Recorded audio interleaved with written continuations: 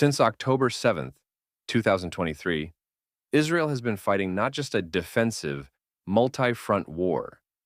It has been fighting a paradigm shift. What began as a horrific, barbaric onslaught by Hamas and other Palestinian terrorists has triggered a historic unleashing of Israeli ingenuity. The Jewish state scrambles not merely to defend itself, but to redefine the rules of warfare, diplomacy, and deterrence in the modern Middle East. Israel is not just retaliating, it is reinventing. One of the clearest examples of this reinvention lies in how Israel has integrated artificial intelligence into its wartime operations, not as a sideshow, but as a battlefield multiplier. According to the New York Times, Israel's Military Intelligence Directorate, working with cyber reservists from elite tech firms in what is now referred to as the Studio, developed AI-powered tools that fundamentally altered the intelligence landscape. In one case, they tracked Ibrahim Biari, Hamas's Central Jabalia battalion commander, using an AI-infused voice recognition system that geolocated phone calls. In another, they used advanced facial recognition, capable of identifying wounded or partially obscured individuals, to locate targets who thought they were safe. An Arabic language chatbot, powered by natural language processing, parsed social media, SMS messages, and intercepted chatter to build dynamic target maps. This wasn't just surveillance, it was a fusion of Silicon Wadi and battlefield pragmatism, and it turned Gaza into a laboratory of wartime AI. Meanwhile, Israel's psychological warfare operations reached creative new heights with a stunt that would make even Mossad alumni smirk: the pager attack on Hezbollah. In one of the most cunning and underappreciated operations of the war, Israeli intelligence reportedly infiltrated Hezbollah's communication infrastructure, not just digitally, but physically. According to multiple regional analysts, Israel successfully compromised Hezbollah's pager supply chain, seeding the devices with vulnerabilities that allowed real-time tracking, signal interception, and even remote activation. Sky News Arabia quoted sources saying that the Mossad infiltrated supply chains and rigged the pagers with explosives before they were imported to Lebanon some 5 months ago. Mossad operatives placed a quantity of PETN, a highly explosive material, on the batteries of the devices and detonated them by raising the temperature of the batteries from afar, a source said.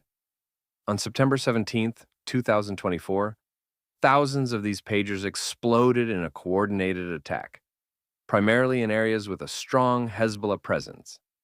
Many Hezbollah members were injured, and the attack caused widespread panic and chaos. The attack didn't destroy any weapon depots, but it did something arguably more valuable.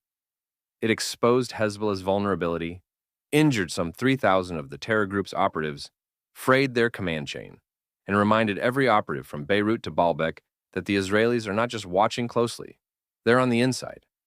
Following the exploding pager attack, longtime Hezbollah chief Hassan Nasrallah reportedly became depressed and was emotionally changed. His son said Nasrallah was noticeably no longer the same man, and his daughter revealed that he cried after the pager attack. 10 days later, Hassan Nasrallah was assassinated by Israel in Beirut. Still, the ripple effect didn't end there. It is also believed, though not officially confirmed, that one of these compromised pagers was aboard the helicopter that crashed in May 2024, killing Iranian President Ebrahim Raisi and Foreign Minister Hossein Amir Abdollahian. The presence of the pager on the doomed flight has fueled speculation that Israel's cyber penetration of proxy communications may have inadvertently, or perhaps very intentionally, played a role in one of the most consequential political assassinations in the region since Iranian military officer Qasem Soleimani. And that's not all. On April 26, 2025, a massive explosion rocked Iran's Shahid Raja'i port in Bandar Abbas, killing at least 70 people and injuring over 1,000 more. The blast originated from containers reportedly holding ammonium perchlorate, a chemical used in missile fuel. The shipment had arrived from China in March, ostensibly to replenish Iran's missile stockpiles.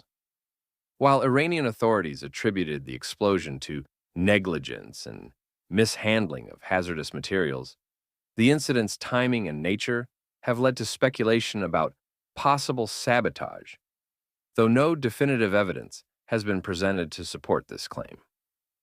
Iranian parliament member Mohammad Siraj openly accused Israel, claiming that explosive materials were either inserted into the containers at their country of origin or during their transport. Siraj further stated that the explosions occurred simultaneously at 4 different locations. And yet, perhaps no strike better exemplifies the transformation of Israel's deterrence strategy than the assassination of top Hamas leader Ismail Haniyeh's sons and 3 of his grandchildren in an airstrike in Gaza, just hours after Haniyeh met with Iranian Supreme Leader Ayatollah Ali Khamenei in Tehran in April 2024. Though controversial, it was a message written in iron and delivered with chilling precision.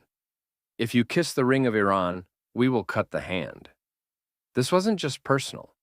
It was geopolitical theater, with strategic consequences. And Haniyeh, by the way, wasn't in Gaza. He was in Iran, where he was assassinated by Mossad agents. On the night between Tuesday, July 30th, 2024, and Wednesday, July 31st, 2024, at 1:14 Israel time, which is 1:44 Tehran time, the signal was given. A few seconds later, the bomb exploded in Haniyeh's room in the official and well-protected Tehran guest house of Iran's Islamic Revolutionary Guard Corps. The explosion, which killed Haniyeh and his bodyguard, was set off by a sophisticated, remote-controlled bomb smuggled into the Hamas leader's room.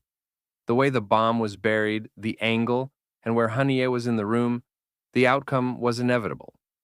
He had zero chance of coming out of it alive.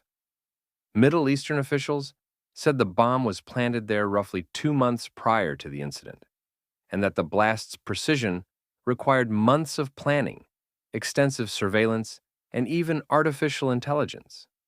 It was detonated remotely by Mossad operatives who were on Iranian soil after receiving intelligence that Haniyeh was indeed in the room. The precision of the hit was reminiscent of the remote-operated machine gun that a Mossad team used to kill top Iranian nuclear scientist Mohsen Fakhrizadeh in 2020.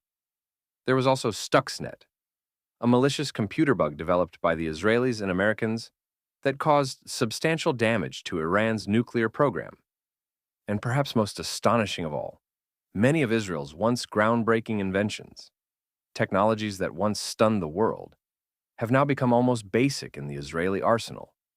The Iron Dome, once heralded as science fiction brought to life, is now just the first layer in a growing multi-tiered missile defense system that includes David's Sling, Arrow 3, and cutting-edge laser interception programs.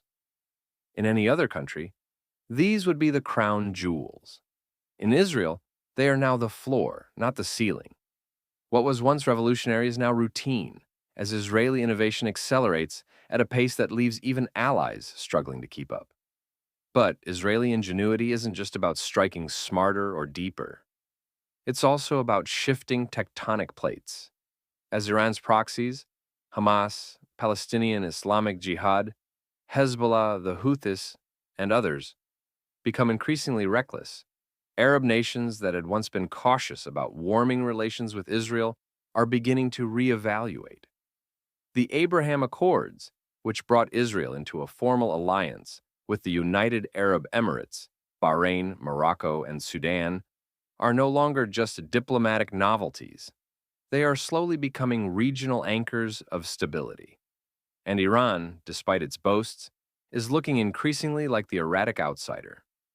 Even Saudi Arabia, long a holdout, has inched closer to normalization talks. Why? Because Israel's war against Iranian proxies has made something clear. There is a future in aligning with innovation, stability, and power, not with chaos and decay. A report on Tuesday stated that the Saudis do not object to an Israeli strike on Iran's nuclear program, especially if it means Israeli-Saudi normalization comes with the U.S. gifting Saudi Arabia a nuclear program. And Israel could attack Iran's nuclear sites before the end of the U.S.-Iran nuclear talks currently taking place, according to Israel analyst Dr. Dan Diker, president of the Jerusalem Center for Security and Foreign Affairs. He added, quote, Iran is at its most vulnerable that it's been in 45 years.